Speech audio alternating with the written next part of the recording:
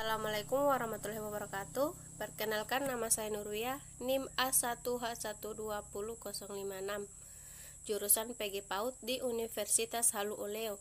Baik, di sini saya akan menjelaskan sedikit mengenai filsafat pendidikan. Itu bab 1, ruang lingkup filsafat ilmu. A. Ilmu sebagai objek kajian filsafat. Ilmu dikatakan sebagai objek kajian filsafat dikarenakan cangkupan objek filsafat lebih luas dibandingkan dengan ilmu, karena ilmu hanya terbatas pada persoalan empiris saja, sedangkan filsafat mencangkup yang empiris, yang tampak, dan yang non-empiris atau metafisika atau tidak tampak. B. Pengertian filsafat ilmu. Filsafat dan hikmah. Filsafat berasal dari bahasa Yunani philosophia yang terdiri atas dua kata philos, cinta atau philia, persahabatan, tertarik kepada, dan sophos, keterampilan, pengalaman, praktis, inteligensi. Jadi, secara etimologi, filsafat berarti cinta kebijaksanaan atau kebenaran, love of wisdom, atau biasa disebut dengan hikmah. Pengertian ilmu. Ilmu berasal dari bahasa Arab alamu yalamu iman, yang berarti mengerti, memahami benar-benar. Jadi, ilmu secara etimologi adalah pengetahuan tentang suatu bidang yang disusun secara bersistem menurut metode-metode tertentu yang dapat digunakan untuk menerangkan gejala-gejala tertentu di bidang pengetahuan itu.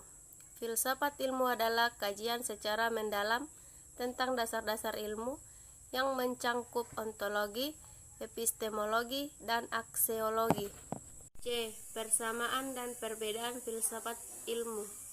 Persamaan. 1. Mencari rumusan dan objek yang sebaik-baiknya. 2. Memberikan pengertian mengenai hubungan antara kejadian yang kita alami dan menunjukkan sebabnya. 3. Memberikan pandangan yang bergandengan. 4. Mempunyai metode dan sistem. 5. Memberikan penjelasan objektivitas dan pengetahuan yang lebih mendasar. Bab 2. Sejarah perkembangan ilmu. A. Landasan ilmu pada zaman Yunani. Thales mengatakan asal alam adalah air karena air unsur penting bagi kehidupan makhluk hidup. Aximanros mengatakan bahwa unsur utama alam harus yang mencangkup segalanya dan di atas segalanya, yang dinamakan apeiron. Parmenides mengemukakan bahwa gerakan dan perubahan tidak mungkin terjadi. Pythagoras berpendapat bahwa tidak ada satupun di alam ini terlepas dari bilangan. Protagoras ia menyatakan bahwa manusia adalah ukuran kebenaran atau humanisme. Socrates ia berpendapat bahwa ajaran dan kehidupan adalah satu dan tak dapat dipisahkan satu dengan yang lainnya. Oleh karena itu, dari segi penelitian dan pembahasan adalah pengujian diri sendiri. Plato menurutnya kebenaran umum itu ada, bukan dibuat-buat, bahkan sudah ada di alam idea. Aristoteles ia berlogika yang mendasar pada analisis bahasa yang disebut silogisme, yang isinya semua manusia akan mati. Socrates seorang manusia. Socrates akan mati. B. Perkembangan ilmu zaman Islam. Sejarah perkembangan ilmu dalam Islam terbagi dalam beberapa zaman. 1. Penyampaian ilmu dan filsafat Yunani ke dunia Islam. 2. Perkembangan ilmu pada masa klasik. 3. Perkembangan ilmu pada masa kejayaan Islam. 4. Masa keruntuhan tradisi keilmuan dalam Islam. C. Kemajuan ilmu Renaissance dan modern. 1. Masa Renaissance. 2. Zaman modern. 3. Ilmu yang berbasis rasionalisme dan empirisme. 4. Perkembangan filsafat pada zaman modern. D. Kemajuan ilmu zaman kontemporer. Zaman kontemporer adalah era tahun-tahun terakhir yang kita jalani sehingga saat sekarang ini.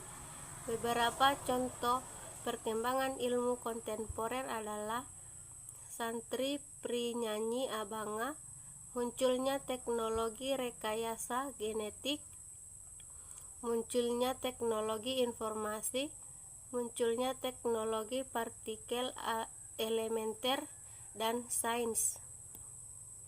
Bab 3. Pengertian dan ukuran kebenaran. A. Definisi dan jenis pengetahuan. Secara etimologi, pengetahuan berasal dari kata dalam bahasa Inggris yaitu knowledge. Secara etimologi, pengetahuan merupakan hasil proses dari usaha manusia untuk tahu. 1. Jenis pengetahuan. Menurut Burhanuddin Salam, pengetahuan yang dimiliki manusia ada 4. 1. Pengetahuan bias. 2. Pengetahuan ilmu atau sains. 3. Pengetahuan filsafat. 4. Pengetahuan agama. 2. Perbedaan pengetahuan dengan ilmu. Pengetahuan merupakan hasil tahu manusia terhadap suatu atas segala perbuatan manusia untuk memahami suatu objek tertentu. Pengetahuan bersifat pre-ilmiah. Dengan pengetahuan ilmiah, ilmu. Ilmu adalah suatu bentuk aktivitas manusia yang dengan melakukannya umat manusia memperoleh suatu pengetahuan. Ilmu bersifat kegiatan. B. Hakikat dan sumber pengetahuan. 1. Hakikat pengetahuan. A. Realisme. Realisme berpendapat bahwa pengetahuan adalah benar dan tepat bila sesuai dengan kenyataan. B. Idealisme. Idealisme berpendapat bahwa untuk mendapatkan pengetahuan yang benar-benar sesuai dengan kenyataan adalah mustahil. Bagi idealisme, dunia dan bagian-bagiannya harus dipandang sebagai hal yang memiliki hubungan seperti organ tubuh. 2. Sumber pengetahuan empiris. Menurut aliran ini, manusia berpendapat pengetahuan berdasarkan pengalaman. Rasionalisme. Aliran ini menyatakan bahwa akal dengan dasar kepastian pengetahuan. Intuisi. Intuisi ini adalah suatu pengetahuan yang langsung yang mutlak dan bukan pengetahuan yang bersifat simbolis. Wahyu. Wahyu adalah pengetahuan yang disampaikan oleh Allah kepada manusia lewat perantara nabi. C. Ukuran kebenaran. Ada 3 jenis ukuran kebenaran. 1.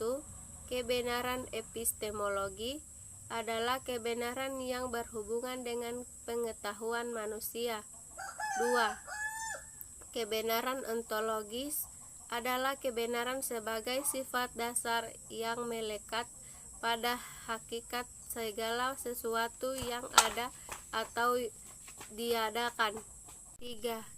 Kebenaran semantis adalah kebenaran yang terdapat serta melekat dalam tutur kata dan bahasa. D. Klasifikasi dan hierarki ilmu menurut Al-Ghazali. 1. Ilmu syariah. 2. Ilmu akliyah. Bab 4. Dasar-dasar ilmu. A. Ontologi. Ontologi berasal dari bahasa Yunani on atau ontos, ada, dan logos ilmu. Menurut istilah Ontologi ialah yang membahas tentang hakikat yang ada yang merupakan ultimate reality, baik yang berbentuk jasmani, konkret maupun rohani atau abstrak. Pandangan-pandangan pokok pemikiran ontologi.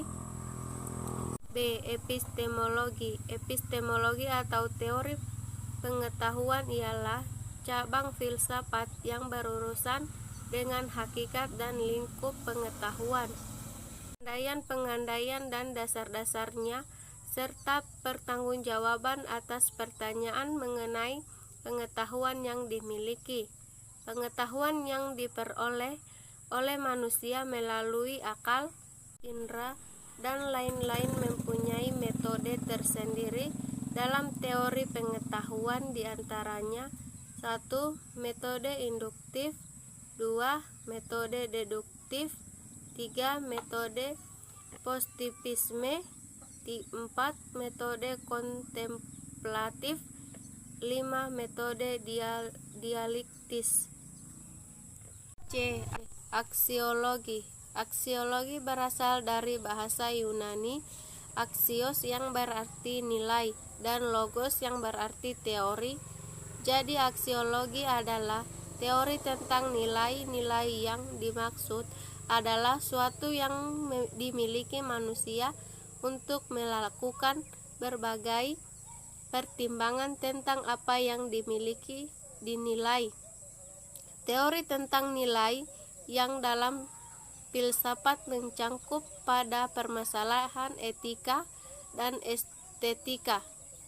Etika menilai perbuatan manusia, estetika berkaitan dengan nilai tentang pengalaman keindahan yang dimiliki oleh manusia terhadap lingkungan dan fenomena di sekelilingnya. Bab 5. Sarana ilmiah. A. Bahasa. Bahasa digunakan sebagai sarana komunikasi antara manusia. Tanpa bahasa tidak berkomunikasi. 1. Fungsi bahasa. Koordinator kegiatan-kegiatan masyarakat, penetapan pemikiran dan pengungkapan, menyampaikan pemikiran dan perasaan, penyenangan jiwa, pengurangan kegoncangan jiwa. 2. Bahasa sebagai sarana berpikir ilmiah. Bahasa sebagai alat komunikasi verbal yang digunakan dalam proses berpikir ilmiah, di mana bahasa merupakan alat berpikir dan alat komunikasi untuk menyampaikan jalan berpikir tersebut kepada orang lain, baik berpikir yang berlandaskan logika, induktif, maupun deduktif. 3. Bahasa ilmiah dan bahasa agama. Bahasa ilmiah adalah bahasa yang digunakan dalam kegiatan ilmiah. Bahasa agama merupakan wacana keagamaan yang dilakukan oleh umat beragama, meskipun tidak selalu merujuk serta menggunakan ungkapan-ungkapan kitab suci. B. Matematika. Matematika adalah bahasa yang melambangkan serangkaian makna dari serangkaian pernyataan yang ingin disampaikan. 1. Matematika sebagai bahasa. Matematika sebagai bahasa dikarenakan bahasa verbal mempunyai beberapa kekurangan. 2. Matematika sebagai sarana berpikir deduktif. Matematika merupakan ilmu deduktif. Ilmu deduktif diperoleh karena penyelesaian masalah-masalah yang dihadapi tidak didasarkan atas pengalaman, melainkan didasarkan atas deduksi-deduksi, penjabaran-penjabaran. 3. Matematika untuk ilmu alam dan ilmu sosial. C. Statistik. 1. Pengertian statistik. Statistik berasal dari bahasa Latin status atau negara. Ilmu statistik adalah ilmu pengetahuan yang membahas dan memperkembangkan prinsip-prinsip, metode, dan prosedur yang akan ditempuh. Sejarah perkembangan statistik. 3. Hubungan antara sarana ilmiah, bahasa, logika, matematika, dan statistika. 4. Tujuan pengumpulan data statistik. 5. Statistik dan cara berpikir induktif. 6. Peran statistika dalam tahap-tahap metode keilmuan. Statistika bukan merupakan kesimpulan pengetahuan mengenai objek tertentu, melainkan merupakan kesimpulan sekumpul metode dalam memperoleh pengetahuan. 7. Peran statistika. Statistika diterapkan dalam penelitian pasar, penelitian produksi, kebijaksanaan, penanaman modal. D. Logika. Logika adalah sarana untuk berpikir sistematis, valid, dan dapat bertanggung jawab. 1. Atur cara berpikir yang benar dan cara. 1. A. Mencintai kebenaran, mengetahui apa yang sedang dikerjakan, mengetahui apa yang sedang dikatakan, pembedaan dan pembagian yang semestinya, mencari definisi yang tepat, mengetahui apa yang sedang disimpulkan, menghindari kesalahan-kesalahan. 2. Klasifikasi. 3. Aturan definisi. Definisi adalah suatu usaha untuk memberi batas terhadap suatu yang dikehendaki seorang untuk memindahkannya kepada orang lain. Definisi yang baik adalah menyeluruh dan membatasi. Baik, itu saja yang dapat saya sampaikan. Sekian dan terima kasih. Wassalamualaikum warahmatullahi wabarakatuh.